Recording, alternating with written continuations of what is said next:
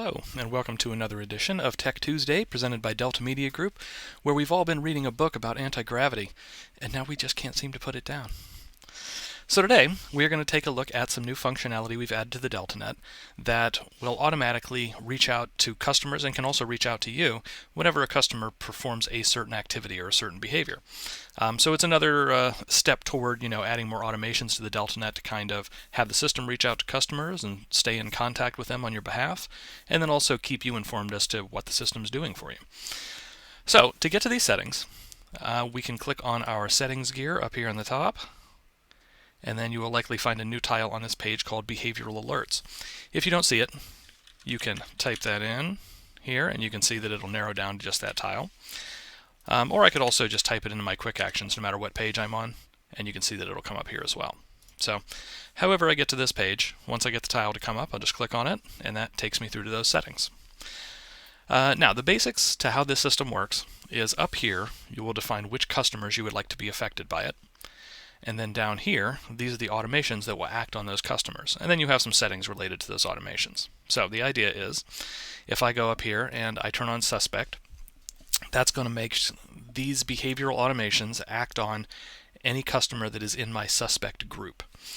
And then down here, if any customer in that group revisits the website after 14 days, they will get an email and or a text message. If they visit 5 times in the last week, they'll get an email or text message. If they view 5 properties in the last day, they'll get a message. If they view 10 properties in the last week, they'll get a message. If they view a single property 3 times, they will get a message. Or if they turn or set a property as a favorite, they will get a message based on these settings. So that is how this works. So once you've turned on a customer type, all of these automations are active for that customer type. So the additional settings you can apply here are, if I switch this on, this means that in addition to sending an alert or a message to the customer, it'll also send you an alert, just letting you know that a customer was messaged. So that's what this toggle does. So if you wanted to get notified in all cases, you could just go through and switch them all on. Now the next thing you can do here is we can customize the email message that goes out to those customers. So if I click that, you can see we've got our email message settings, and all that we do is we can customize the subject and then customize the message itself. And then that's the message that goes out to the customer. And then next, we can customize the text message as well. So if I click on text message, you can see we've got some text message verbiage kind of pre-filled for you, but you can modify that. Now the way the text messaging works is you have to have a virtual phone number set up, and we do have a virtual phone video set up and in the system already. So you can see a Tech Tuesday video on that where we cover how to get that going.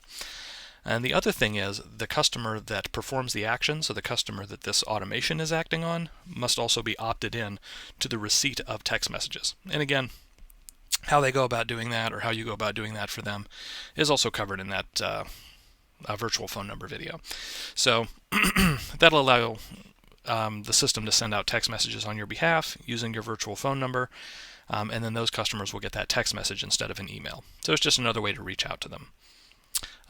But that's it. That's how you get this system to work. Now, up here, we have all of these laid out.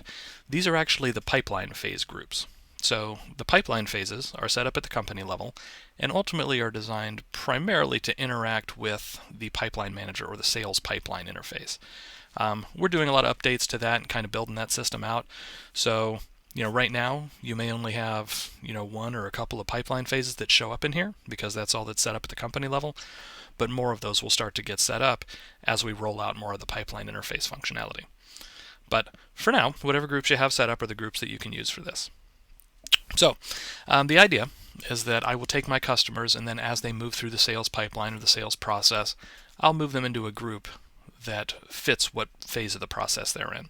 And then that will make sense in relation to this system because you'll know that this is acting on customers that are only in certain phases of the pipeline. Like maybe you won't have this turned on for closed customers because if they revisit the site, maybe it doesn't make sense to send them messages. However, it would make sense to have this on for like suspect and prospect for sure because they're going to be visiting the website regularly, you hope, and interacting with listing detail pages and running searches, things like that. So that's how this is set up. Now, just real quick, when it comes to adding customers to this group, there are a couple of different ways you can do it. The easiest, especially if you're kind of starting from this page, is generally just going to be to search for them up here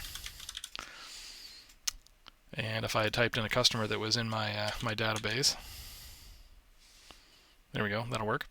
So if I view customer info here, it takes me to that customer's profile page. And then if I, here we go, scroll down to their profile section, I'm going to edit profile. And here under groups, I can add them to the different groups. So if this was a person who was in the suspect phase, I can just go in here, or actually not under groups, pipeline phases rather. And if I click on that, I can select what phase they're in. So we'll say suspect on this one and hit save. And there we go. So now that this customer is in the suspect pipeline phase, if I go back to my behavioral automations, and we'll go ahead and use the shortcut for that. There we go.